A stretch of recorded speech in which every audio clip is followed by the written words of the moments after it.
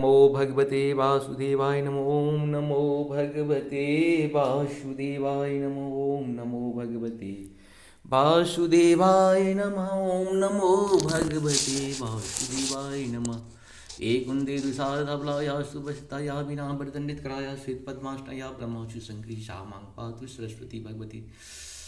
जय हिंद, जय भारत। आप सबका स्वागत है। मैं राम नरेश आप लोग से निवेदन करता हूँ, चैनल को सब्सक्राइब करें, लाइक करें, शेयर करें। सत्य के साथ, सनातन के साथ, धर्म के साथ, विचार के साथ, विवेक के साथ, बुद्धि के साथ, विश्वास के साथ रहें।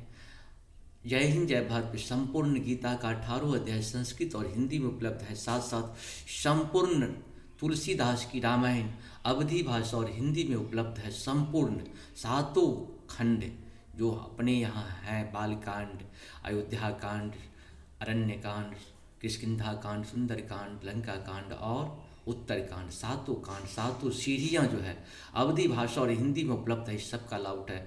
दुर्गा सप्तशती का संपूर्ण पाठ जो है संस्कृत और हिंदी में उपलब्ध है। इस सब का कहीं न कहीं आप लोग लाभ उठाइए। जब भी मौका मिले प्रभु के साथ जुड़ जाइए।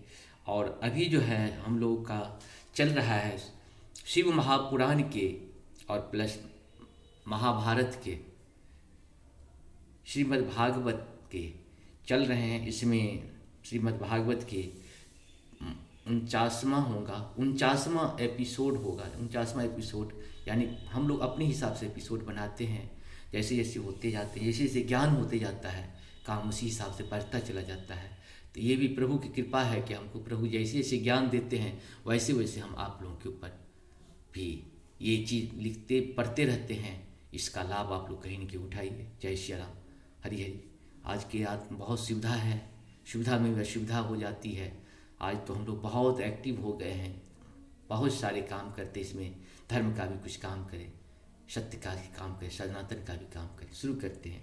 आज हम लोग ओम नमो भगवते वासुदेवाय नमः श्रीमद्भागवत महापुराण तृतीय स्कंध पहला अध्याय उद्धव और विदुर जी की भेंट।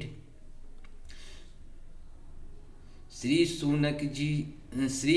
सुखदेव जी कहा, परीक्षित, जो बात तुमने पूछा है वह पूर्व काल में अपने सुख समृद्धि से पूर्ण घर को छोड़कर वन में गए हुए विदुर जी ने भगवान मैत्रेय जी से पूछी थी। जब सर्वेश्वर भगवान श्री कृष्ण पांडवों के दूत बनकर गए थे तब वे दुर्योधन के महलों को छोड़कर उसी विदुर जी के घर में उसे अपना ही समझकर बिना बुलाए चले गए थे। राजा परीक्षित ने पूछा, प्रभु यह तो बताइए कि भगवान मैत्रेय के साथ विदुर जी का समागम कहाँ और किस समय हुआ था। पवित्र आत्मा विदुर ने महात्मा मैत्रेय जी से कोई साधारण प्रश्न नहीं किया होगा, क्योंकि उसे जो मैत्रेय जी जैसे साधु शिरोमणि ने अभिनंदन पूर्वक उत्तर देकर महिमामंडित किया था। सूत जी कहते हैं सर्वज्ञ सुखदेव जी ने राजा परीक्षित के इस प्रकार पूछने पर अति प्रसन्न होकर कहा, सुनो। श्री सुखदेव जी ने कहने लगे, परीक्षित, यह उन दिनों की बात है जब अंधे राजा धृतराष्ट्र ने अन्यायपूर्वक अपने दुष्ट पुत्रों का पालन पोषण करते हुए अपने छोटे भाई पांडु के अनाथ बालकों को लाक्षा भवन में भेजकर आग लगवा दी। जब उनका पुत्र वधु और महाराज युधिष्ठिर की पटरानी द्रौपदी के केश दुशासन ने भरी सभा में खींचे, उस समय द्रौपदी की आंखों से आंसुओं की धारा बह चली और उस प्रवाह से उसके वक्ष स्थल पर लगा हुआ केसर भी बह चला। किंतु धृतराष्ट्र धृतराष्ट्र ने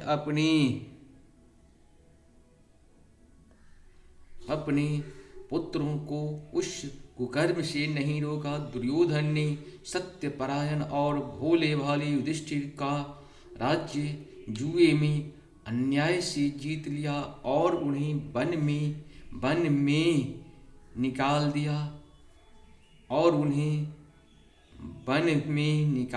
दिया किंतु वन में से लौटने पर प्रतिज्ञानुसार जब उन्हें अपना न्यायोचित पैतृक भाग मांगा, तब भी मोहवश उन्होंने उन अजात शत्रु युधिष्ठिर को उनका हिस्सा नहीं दिया।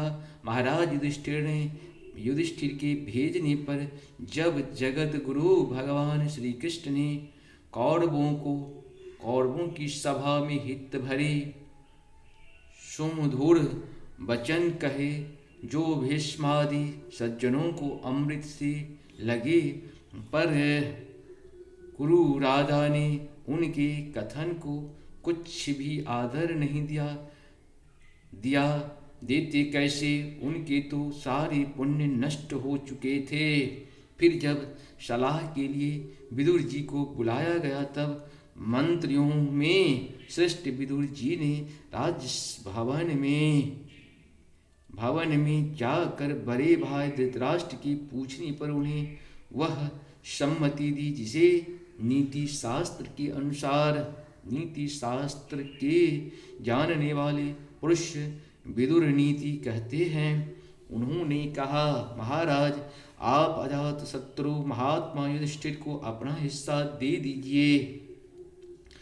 वे आपके न सहने योग्य अपराधों को भी सह रहे हैं।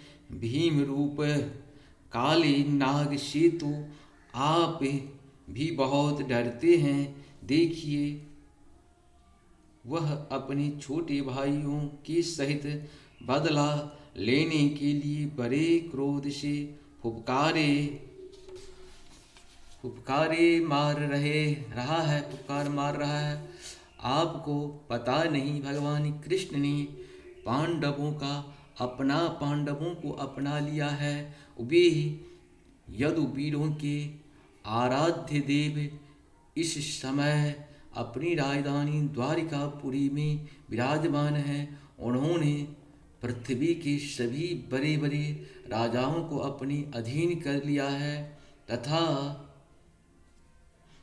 ब्राह्मण और देवता भी उन्हीं के पक्ष में हैं, जिसे आप पुत्र मानकर पाल रहे हैं तथा जिसकी हाँ में हाँ मिलाते जा रहे हैं। उस दुर्योधन के रूप में जो मूर्तिमान दोष ही आपके घर में घुसा बैठा है, यह तो साक्षात भगवान श्री कृष्ण से द्वेष करने वाला है। इसी के कारण आप भगवान श्री कृष्ण से विमुख होकर श्रीहीन हो रहे हैं। अतएव यदि आप अपने कुल की कुशल चाहते हैं तो इस दुष्ट को तुरंत ही त्याग दीजिए। विदुर जी की ऐसा सुंदर स्वभाव था कि साधु जन भी उसे प्राप्त करने की इच्छा करते थे, किंतु उनकी यह बात सुनते ही कर्ण, दुशासन और शकुनी के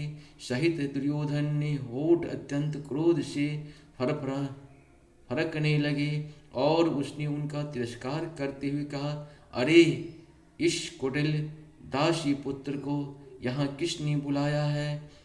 यह जिनके टुकड़े खाकर जीता है, उन्हीं को प्रतिकूल होकर शत्रु का काम बनाना चाहता है। इसके प्राण तो मत लो, परंतु इसे हमारे नगर से तुरंत बाहर निकाल दो। भाई के सामने ही कानों में बाण के समान लगने वाला इन अत्यंत कठोर वचनों से मर्माहत होकर भी विदुर जी ने कुछ बुरा न माना और भगवान की माया को प्रबल समझकर अपना धनुष राजद्वार पर रख वे हस्तिनापुर से चल दिए। कौरवों को विदुर जैसे महात्मा बड़े पुण्य से प्राप्त हुए थे। वे हस्तिनापुर से चलकर पुण्य करने की इच्छा से भूमंडल में तीर्थपाद भगवान के क्षेत्रों में विचरने लगे, जहाँ जहाँ श्रीहरि, ब्रह्मा, रुद्र, अनंत आदि अनेकों मूर्तियों के रूप में विराजमान हैं। जहाँ जहाँ भगवान की प्रतिमाओं से सुशोभित तीर्थस्थान, नगर, पवित्र वन, पर्वत, निरंकुश और निर्मल जल से भरे हुए नदी, सरोवर आदि थे, उन सभी स्थानों में वे अकेले ही विचरते रहे। वे अवधूत वेश में स्वच्छंदता पूर्वक पृथ्वी पर विचरते थे, जिससे आत्मीय जन उन्हें पहचान न सके। वे शरीर को सजाते न थे, पवित्र और साधारण भोजन करते, शुद्ध वृत्ति से जीवन निर्वाह करते, प्रत्येक तीर्थ में स्नान करते, जमीन पर सोते और भगवान को प्रसन्न करने वाले व्रतों का पालन करते रहते थे। इस प्रकार भारतवर्ष में ही विचरते विचरते जब तक वे प्रभास क्षेत्र में पहुँचे तब तक भगवान श्री कृष्ण की सहायता से महाराज युधिष्ठिर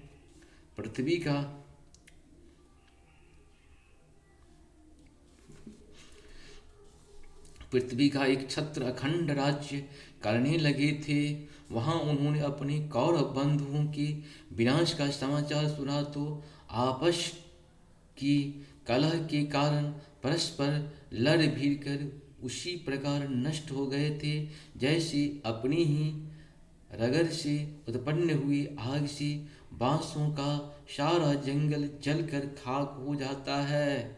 यह सुनकर वे शोक करते हुए चुपचाप सरस्वती के तीर पर आए।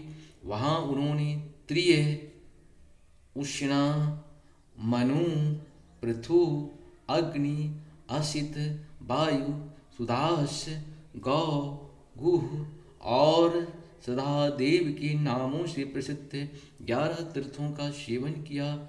उनके सिवा पृथ्वी में ब्राह्मण और देवताओं के स्थापित किए हुए जो भगवान विष्णु के और भी अनेकों मंदिर थे, जिनके शिखरों पर भगवान के प्रधान आयुध चक्र के चिन्ह थे और जिनके दर्शन मात्र से भगवान श्री कृष्ण स्मरण हो आता था, उनका भी सेवन किया। वहां से चलकर वे धान्यपूर्ण सौराष्ट्र, सौवीर मत्स्य और कुरुजांगल आदि देशों में होते हुए जब कुछ दिनों में यमुना तट पर पहुँचे, तब वहाँ उन्होंने परम भागवत उद्धव जी का दर्शन किया। वे भगवान श्री कृष्ण के प्रख्यात सेवक और अत्यंत शांत स्वभाव थे। वे पहले बृहस्पति जी के शिष्य रह चुके थे। विदुर जी ने उन्हें देखकर प्रेम से गाढ़ आलिंगन किया और उनसे अपने आराध्य भगवान श्री कृष्ण और उनके आश्रित अपने स्वजनों का कुशल समाचार पूछा। विदुर जी ने कहने लगे, उद्धव जी, पुराण पुरुष बलराम जी और श्री कृष्ण ने अपने ही नाभि कमल से उत्पन्न हुए ब्रह्मा जी की प्रार्थना से इस जगत में अवतार लिया है। वे पृथ्वी का भार उतारकर सबको आनंद देते हुए अब श्री वासुदेव जी के घर कुशल से रह रहे हैं ना प्रियवर। हम गुरुवंशियों के परम सुदृढ़ और पूज्य वासुदेव जी, जो पिता के समान उदार पूर्वक अपनी कुंती आदि बहनों के उनके स्वामियों का संतोष कराते हुए उनकी सभी मनचाही वस्तुएं देते आए हैं। आनंद पूर्वक हैं ना प्यारे उद्धव जी। यादवों के सेनापति वीरवर प्रद्युम्न जी तो प्रसन्न है ना, जो पूर्व जन्म में कामदेव थे तथा जिन्हें देवी रुक्मिणी जी ने ब्राह्मणों की आराधना करके भगवान से प्राप्त किया था। सात्व विष्णु भोज और दासार वंशी यादवों के अधिपति महाराज उग्रसेन तो सुख से है ना। उन्होंने राज्य पाने की आशा का सर्वथा परित्याग कर दिया था, किंतु कमल नयन भगवान श्री कृष्ण ने जिन्हें फिर से राज सिंहासन पर बैठाया, सौम्य अपने पिता श्री कृष्ण के समान समस्त रथियों से अग्रगण्य श्री कृष्ण तनय सांभ सकुशल तो हैं। ये पहले पार्वती जी के द्वारा गर्भ में धारण किए हुए स्वामी कार्तिकेय हैं। अनेकों व्रत करके जाम्बवती ने जिन्हें जन्म दिया था, जिन्होंने अर्जुन से रहस्ययुक्त धनुर्विद्या शिक्षा पाई है, वे सात्विक तो कुशल पूर्वक हैं। वे भगवान श्री कृष्ण की सेवा से अनायास ही भक्त जनों की उस महान स्थिति पर पहुंच गए हैं जो बड़े बड़े योगियों को भी दुर्लभ है। भगवान के शरणागत निर्मल भक्त भगवान अक्रूर जी निर्मल भक्त बुद्धिमान अक्रूर जी भी प्रसन्न है ना, जो श्री कृष्ण के चरण चिन्हों से अंकित वज्र के मार्ग को रज में प्रेम से अधीर होकर लौटने लगे थे। भोजवंशी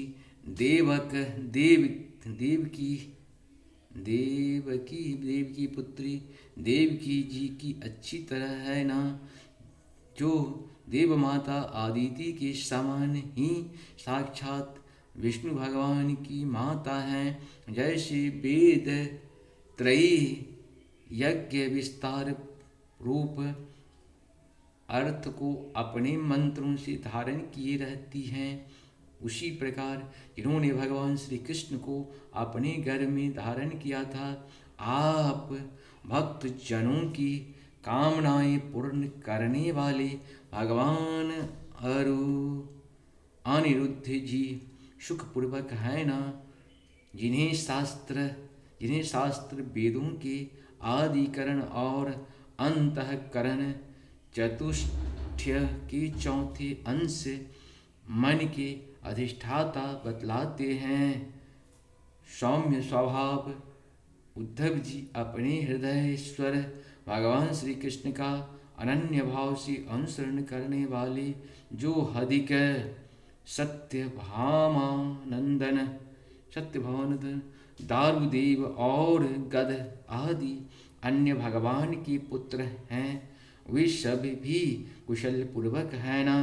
महाराज दृश्य अपनी अर्जुन और श्री कृष्ण रूप दोनों भुजाओं की सहायता से धर्म मर्यादा का न्यायपूर्वक पालन करते हैं ना। मैं दानव की बनाई हुई सभा में उनकी राज्य वैभव और दबे को देखकर दुर्योधन को बड़ा डाह हुआ था। अपराधियों के प्रति अत्यंत असहिष्णु भीमसेन के सर्प के समान दीर्घकालीन क्रोध को छोड़ दिया है क्या? जब वे गदा युद्ध में तरह तरह के पैतरे बदलते थे, तब उनके पैरों की धमक से धरती डोलने लगती थी। जिनके बाणों के जाल से छिपकर किरात वेशधारी अत्तेब किसी की पहचान में न आने वाले भगवान शंकर प्रसन्न हो गए थे। वे रथी और यूथपतियों का सुयश बढ़ाने वाले गांडीवधारी अर्जुन जो प्रसन्न है न, अब तो उनके सभी शत्रु शांत हो चुके होंगे। पलक जिस प्रकार नेत्रों की रक्षा करते हैं, उसी प्रकार कुंती के पुत्र दुर्योधन उनकी सर्वदा संभाल रखते हैं। दुर्योधन पुत्र युधिष्ठिर आदि जिनकी सर्वदा संभाल रखते हैं, और कुंती ही जिनकी लालन पालन किया है, वे माद्री के यमज पुत्र नकुल सहदेव कुशल से तो है ना। उन्होंने युद्ध शत्रु से अपना राज्य उसी प्रकार छीन लिया जैसे दो गरुड़ इंद्र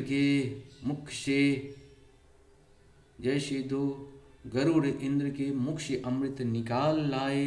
अहो बेचारी कुंती तो राजर्षि श्रेष्ठ पांडु के वियोग में मृत्यु प्राय सी होकर भी उन बालकों के लिए ही प्राण धारण किए हुए हैं। रथियों में श्रेष्ठ महाराज पांडु ऐसे अनुपम वीर थे कि उन्होंने केवल एक धनुष लेकर ही अकेले चारों दिशाओं को जीत लिया था।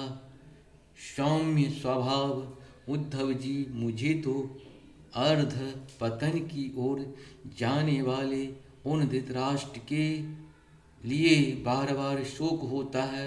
उन्होंने पांडवों के रूप में अपने परलोकवासी भाई पांडु से ही द्रोह किया तथा अपने पुत्रों की हाँ में हाँ मिलाकर अपने हित चिंतक मुझको भी नगर से निकलवा दिया।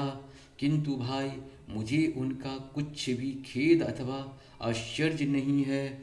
जगत विधाता भगवान श्री कृष्ण ही मनुष्य की सी लीलाएं करके लोगों की मनोवृत्तियों को भ्रमित कर देते हैं। मैं तो उन्हीं की कृपा से उनकी महिमा को देखता हूँ। दूसरों की दृष्टि से दूर रहकर सानंद विचर रहा हूँ। यद्यपि कौरवों ने उनके बहुत से अपराध किए, फिर भी भगवान ने उनकी इसीलिए अपेक्षा कर दी थी कि वे उनके साथ उन दुष्ट राजाओं को भी मारकर अपने शरणागतों का दुख दूर करना चाहते थे, जो धन विद्या और जाति के मद में अंधे होकर कुमार्गामी हो रहे थे और बार बार अपनी सेनाओं से पृथ्वी को कांपा रहे थे। उद्धव जी, भगवान श्री कृष्ण जन्म और कर्म से रहित हैं, फिर भी दुष्टों का नाश करने के लिए और लोगों को अपनी ओर आकर्षित करने के लिए उनके दिव्य जन्म कर्म हुआ करते हैं। नहीं तो भगवान की तो बात ही क्या, दूसरे जो लोग गुणों से पार हो गए हैं, उनमें भी ऐसा कौन है जो इस कर्माधीन देह के बंधन में पड़ना चाहेगा। अतः मित्र, जिन्होंने अजन्मा होकर भी अपनी शरण में आए हुए समस्त लोकपाल और आज्ञाकारी भक्तों का प्रिय करने के लिए यदुकुल में जन्म लिया है, उन पवित्र कृति श्री हरि की बातें सुनाओ। इस प्रकार से हम लोग का प्रथम अध्याय तृतीय स्कंद का प्रथम अध्याय पूर्ण हुआ। आप सबों को बहुत बहुत धन्यवाद है। अब कल दूसरे अध्याय में हम लोग सुनेंगे उद्धव जी द्वारा भगवान की बाल लीलाओं का वर्णन। अब उद्धव जी के द्वारा भगवान की जो बाल लीला है उसका वर्णन होगा, हम लोग सुनेंगे और इसका लाभ उठाएंगे। जय श्री हरि, जय श्री राम, हर हर महादेव, जय हो श्री भगवान। भजो मन